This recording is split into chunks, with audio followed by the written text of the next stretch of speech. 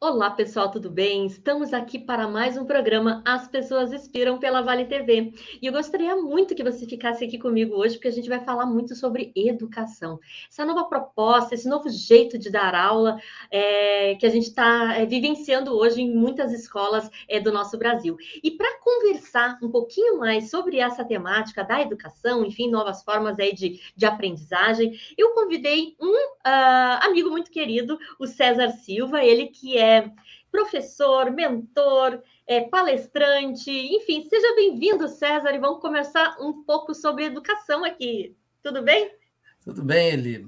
Eu posso chamar ela de Eli porque eu a conheço há 30 anos, né? E agradeço a oportunidade. Parabéns à Vale TV por ter você num programa tão belo como esse, que a gente já acompanha desde o início. Uma bela iniciativa. Muito bem, muito obrigada, César. E antes da gente iniciar a falar um pouquinho sobre essa temática, assim, muito pertinente, né, para o próximo momento que a gente está vivendo agora, eu queria que tu falasse um pouquinho sobre a tua vida, enfim, assim, quem é o César Silva, né? E conta um pouco para nós sobre a tua relação com a educação, né? Como é que surgiu isso na tua vida? Pois bem, ele, eu venho de família empresária. Nós tivemos negócio durante 25 anos e trabalhei em várias empresas de mercado, seja relacionadas ao mercado gaúcho ou mercado brasileiro, em algumas internacionais, e tive a oportunidade de trabalhar desde consultoria até a área de varejo, vendas, indústria, enfim. A gente foi de diversas maneiras para vários cantos e oportunidades nesse sentido. E essa caminhada, na realidade, é uma construção desde muito cedo. Quando eu fui morar no Rio de Janeiro, em 95 a 99, eu trabalhei durante 3 anos numa empresa que trabalhava com treinamentos.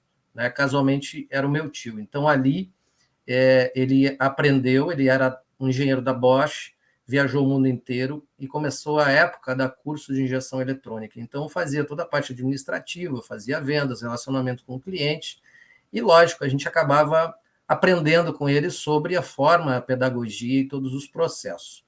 Quando eu retornei para o Rio Grande do Sul, trabalhei em várias empresas, retornei à empresa da família, mas aquela sementinha ficou.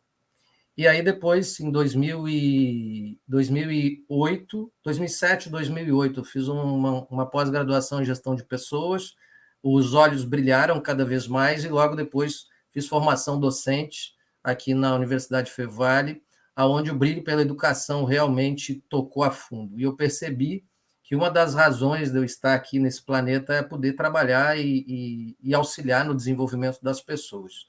E quando eu retornei do Rio de Janeiro, em 99, eu comecei a fazer palestras, e bem incipiente, assim, foi uma oportunidade que surgiu, e durante mais de 20 anos eu tive essas oportunidades de fazer palestra, tanto em entidades não governamentais, quanto empresas, de forma particular.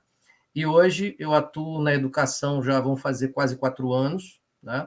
E eu fiz uma transformação de carreira, e depois dessa transformação de carreira, eu tive a oportunidade de trabalhar na área da inovação, com mentoria de negócios, e também na área da educação. Hoje eu sou tutor externo na Uniaselv, maior universidade EAD do Brasil, e tenho a oportunidade também de conviver com alguns projetos, né, e algumas relações, dentre eles com você, Marinês, e tantos outros amigos que a gente encontrou durante essa vida, já numa fase mais madura. Eu estou agora com 49 anos, então a perspectiva de vida e a noção de propósito em tudo aquilo que a gente faz tem que estar presente. Se não estiver presente, infelizmente, de fato, não faz mais parte da nossa carreira, da nossa existência.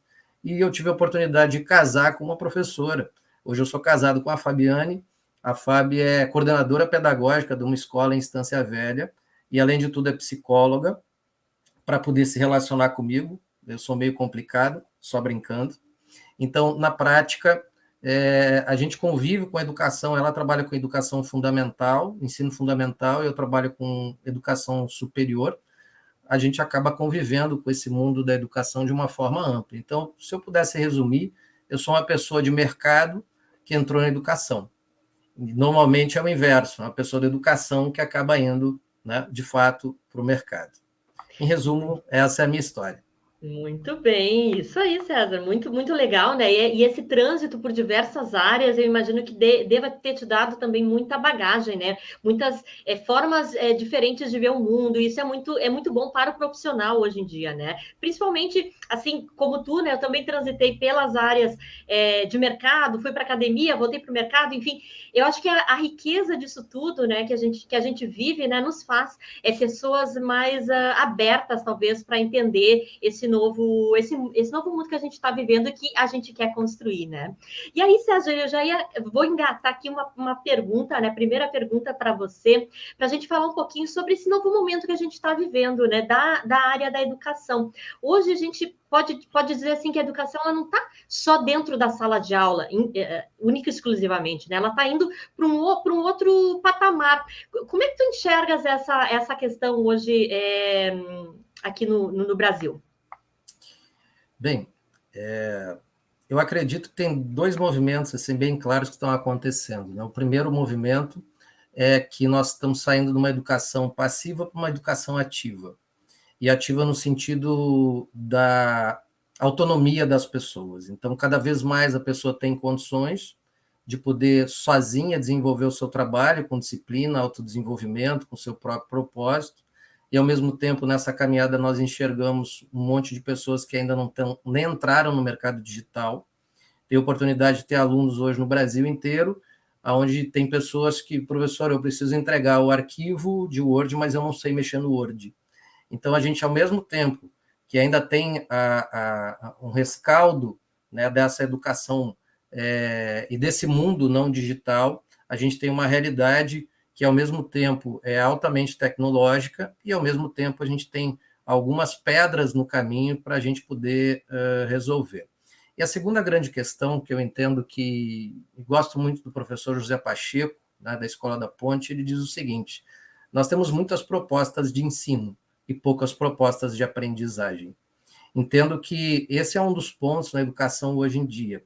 A preocupação com a forma com que o aluno aprende, a preocupação com a integração e a colaboração dele, seja no ambiente digital, seja no ambiente presencial, o entendimento de que qualquer experiência é um aprendizado, vale tanto os ensinamentos acadêmicos de pós-graduação, graduação, mestrado, doutorado, pós-doutorado, quanto as experiências que a pessoa teve de vida. Porque, na realidade, a gente está indo, ao meu entender, uma educação mais ampla, mais holística, e que principalmente conecta o ser humano de uma forma mais ampla. Se isso envolve tecnologia ou não, entendo que vai depender da pessoa, ou seja, do aluno por si só. Nem sempre a tecnologia é a solução. Na realidade, a solução é, como a Matética nos diz, é como a pessoa aprende melhor de fato. Esse é o melhor modelo de educação como um todo. Então, eu acho que a grande dificuldade e um dos grandes desafios vai ser essa personalização da educação a ponto de potencializar aquilo que a pessoa tem de melhor, da melhor forma, mas com muita agilidade e rapidez, em função das necessidades de transformação desse mundo atual. Uhum, muito bem. E tu, César, que tá praticamente dentro da sala de aula, né? Vamos pensar assim, o que tu enxergas assim como mais, talvez um desafio para o professor, né? Que está lá nesse novo mundo, né? E que talvez queira fazer alguma coisa diferente, não consegue, ou nunca mudou e agora está precisando mudar, né? Como é que tu vê essa atitude do professor, desse professor que não é mais só um professor, é um facilitador, né, dentro desse meio, né? Fala um pouquinho para a gente sobre a tua experiência nesse sentido. Uma bela pergunta, Eliane. Acredito que nós temos que buscar novas abordagens, e principalmente, nem sempre são abordagens que são relacionadas à tecnologia.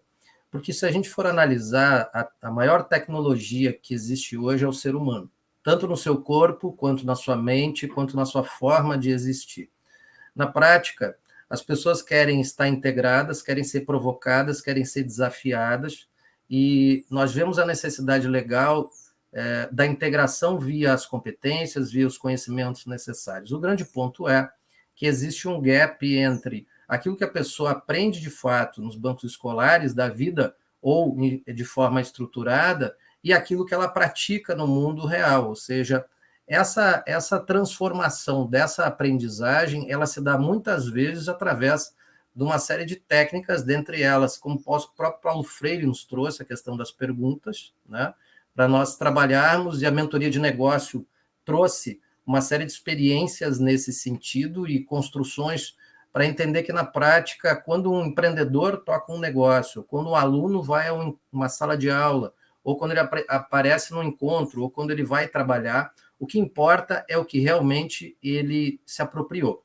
Então, baseado nisso, você tem que trabalhar além da criatividade, a questão da pergunta, instigar nele trabalhos por projetos, sala de aula invertida, a construção, de fato, de um ambiente em que as pessoas consigam estar seguras para ser quem elas são, o que muitas vezes, na educação mais antiga, aquela como se fosse uma fábrica, né? Eu costumo fazer essa comparação estruturada e estigmatizada, de uma forma em que você se sinta participante e traduza no ambiente escolar, ou no ambiente de universidade, ou no ambiente que você está aprendendo, a realidade do mercado de trabalho de uma forma natural. Eu acho que uma das grandes questões hoje é nós, como pessoas, nós buscarmos entender o contexto que envolve a pessoa, o aluno que está lá. A pessoa que recebe uma palestra, a pessoa que recebe uma aula, a pessoa que vai participar com você de uma construção. E Sócrates já dizia que as perguntas são uma forma de auxiliar na organização e criar uma série de construções e partos das ideias, a fim de que as pessoas consigam, de fato, navegar nessa complexidade.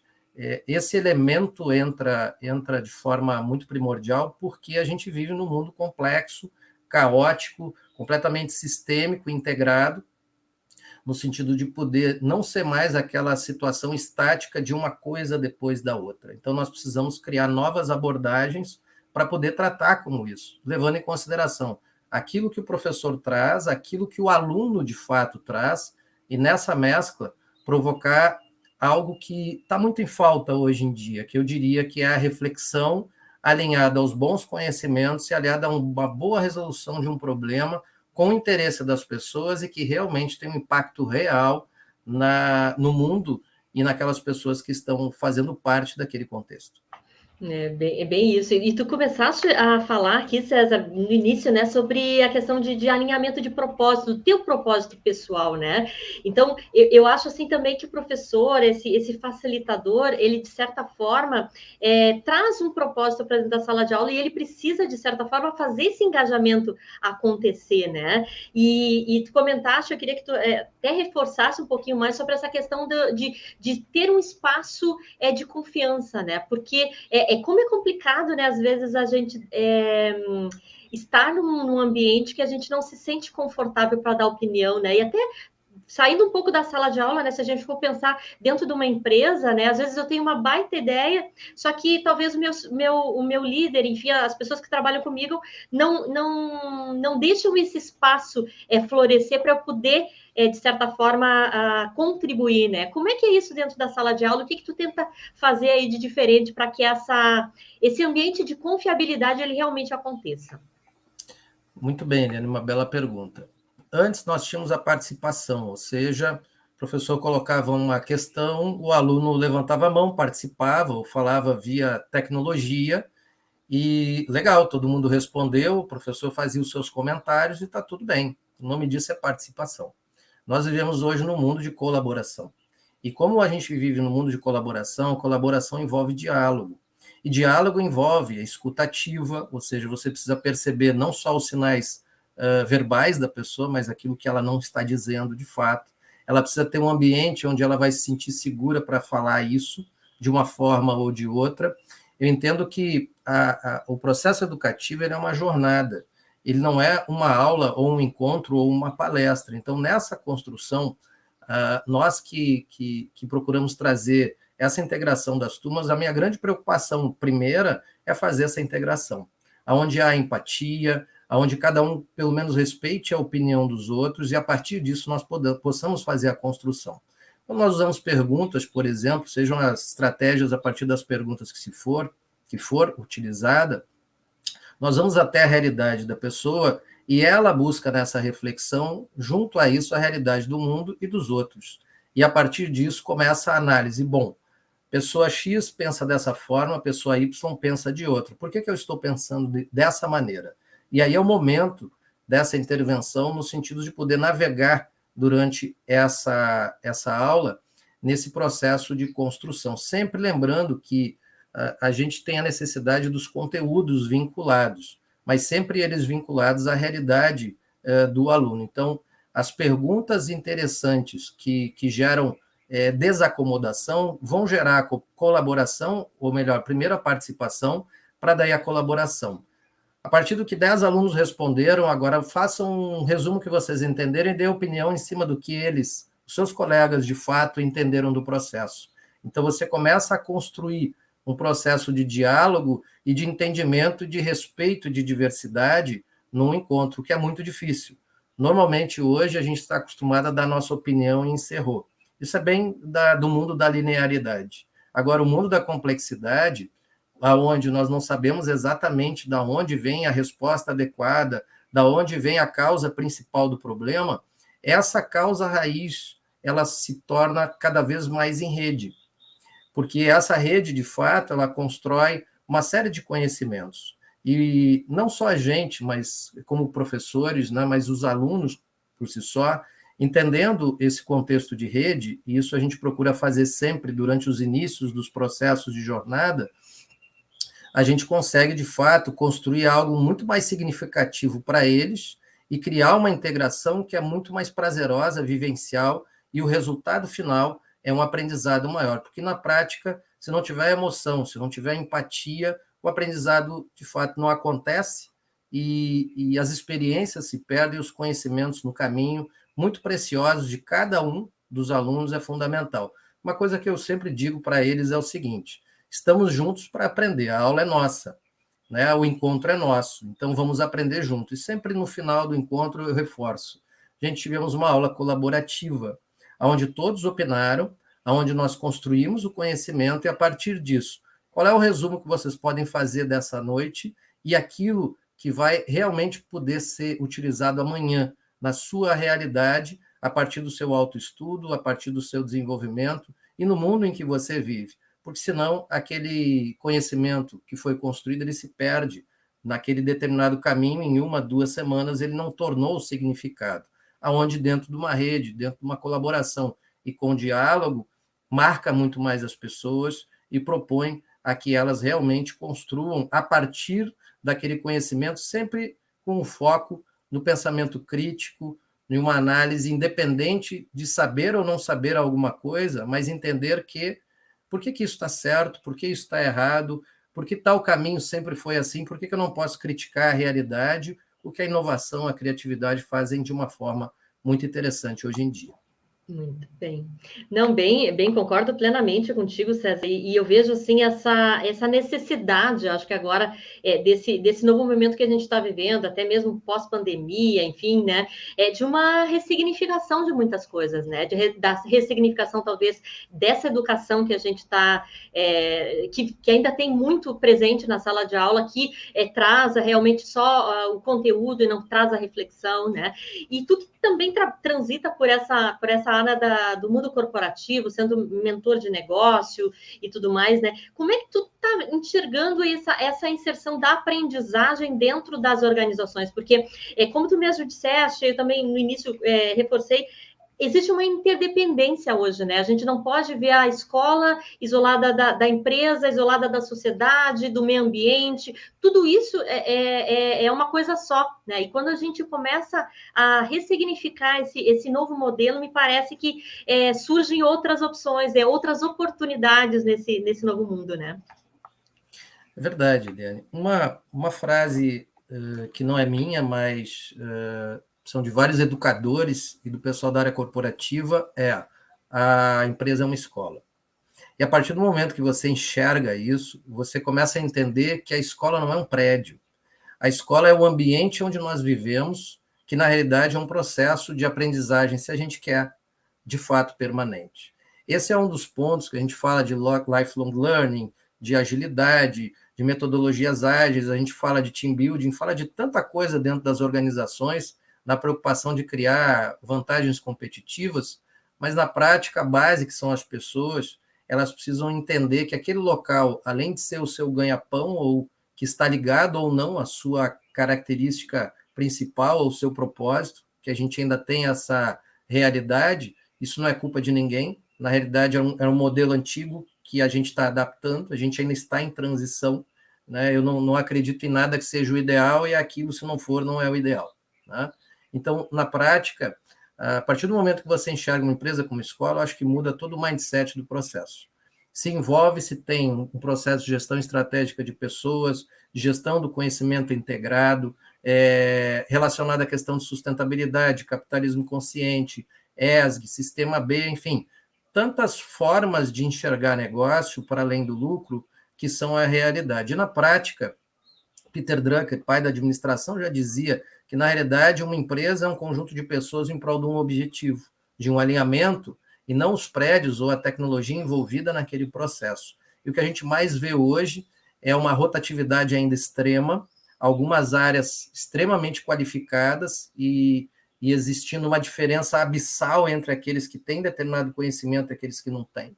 Quando, na realidade, são as várias funções dentro da empresa que fazem com que ela funcione de uma maneira ou de outra, mas eu entendo que as empresas estão se preocupando mais com isso. Isso é um primeiro ponto, né? Mas a gente ainda tem um gap muito grande de mindset real.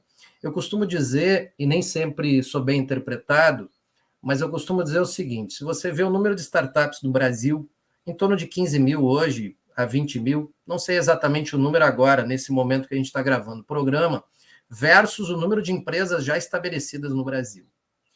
Começando por esse número, e se você for procurar hoje esse número só no Rio Grande do Sul, você vai ver que esses 15 mil está bem abaixo da quantidade de empresas do próprio Rio Grande do Sul. E assim a quantidade de empresas no Brasil, e assim a quantidade de empresas no mundo. Como a mídia hoje, e as redes sociais e o digital se expande, a gente acredita que uma realidade que é premente em um determinado local, como o Vale do Silício, como a China, Israel e outros locais, parece que aquela é a realidade nova, e é aquela realidade, se você não está inserido nela, você não existe. Eu vejo muitas empresas antigas, no sentido de idade e não de pensamento, né? Elas têm uma data antiga, mas na realidade são muito jovens, como a Randon, por exemplo, né?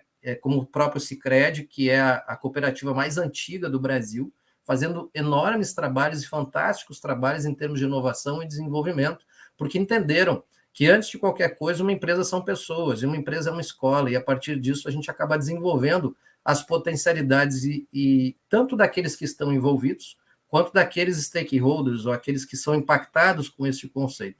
O que eu mais recebo de informação hoje, tanto dos alunos quanto dos empreendedores, é que parecem duas realidades que não se casam. A realidade onde só estudar e a realidade onde só fazer. Eu costumo colocar de uma forma bem simples, porque só estudar não basta, nem só fazer também não basta, né? É o learning by doing, é o fazer na prática, mas principalmente com conhecimento de causa, de forma de um pensamento mais integrado, mais complexo e sistêmico, dentro dessa nossa realidade completamente caótica que nós vivemos hoje. Então, eu diria ali que nós já avançamos muitos passos em termos corporativos em vários sistemas, só que tem uma questão importante, que é o pilar pessoas, que vários CPFs transformam o CNPJ para melhor ou para pior. E esse pilar CPF, ele ainda precisa evoluir muito. E, em alguns casos, o pilar CNPJ precisa evoluir muito através dos CPFs que os dirigem. É verdade. E César, assim, ó, falando, já indo para a última pergunta aqui, né, com relação a essa questão das habilidades para esse novo mundo, assim, né, competências, o que tu vê, assim, que seriam mais, uma das coisas mais importantes do professor, tanto ele dentro da sala de aula, ou esse professor, esse facilitador dentro da organização, o que ele poderia, talvez, ajudar essas pessoas que congregam com ele a serem profissionais melhores, né? Quais são as competências que tu vês como mais importantes, assim, de desenvolvimento? Bem, essa pergunta me traz uma responsabilidade grande, hein, Eli? Mas, veja bem, cada pessoa é diferente. E essa linha de competências ela é ótima, mas a gente não pode pensar como uma pessoa tendo todas as competências. Na realidade, a gente é exemplo disso. Vários trabalhos a gente mistura uma série de competências para que, a partir dessa conexão, a gente busque, né, as competências necessárias como um todo. Esse é o primeiro ponto. Mas, se for para falar de forma geral, assim, primeiro, a pessoa tem que trabalhar muito a capacidade reflexiva, a capacidade analítica, a criatividade, a empatia, o amor àquilo que ela está fazendo, o amor às pessoas, a humanização, principalmente quando a gente fala em época de tecnologia, eu sempre digo para os alunos, atrás de um computador tem alguém programando. Então, essa pessoa tem que ser respeitada. Todo o contexto para que ela possa trabalhar e desenvolver algo que vai estar permanente, própria inteligência artificial, tem pessoas por detrás desse contexto. Um elemento que eu acredito que seja fundamental é o autoconhecimento. O que a gente vê hoje, e as perguntas são um caminho, outra competência, talvez saber fazer boas perguntas, bate sempre no autoconhecimento. Quando você se conhece, você desenvolve a empatia, que é outra competência interessante nesse sentido.